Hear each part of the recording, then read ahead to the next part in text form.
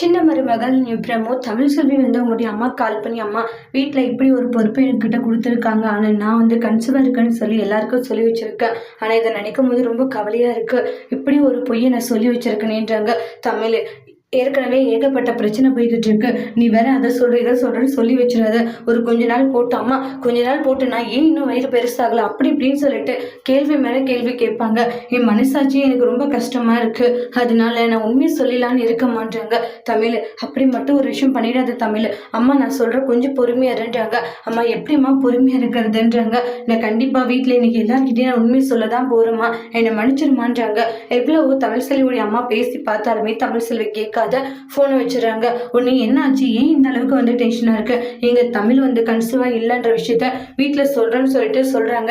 என்னது இப்பதான் ஒரு பிரச்சனையா முடிஞ்ச போதுன்னு நினைச்சு சந்தோஷப்பட்டோம், ஆனா மறுபடியும் இப்படி ஒரு பிரச்சனையா, ஏன் இப்படி பண்ணிக்கிட்டு இருக்கா, என்ன சொன்னாலே அவ கேட்க மாட்டேங்கிறாங்கன்றாங்க.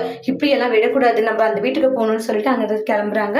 அடுத்தடுத்து என்ன நடக்க போகுது அப்படின்னு நெக்ஸ்ட் வீடியோல வெயிட் பண்ணி பார்க்கலாம். தேங்க்யூ.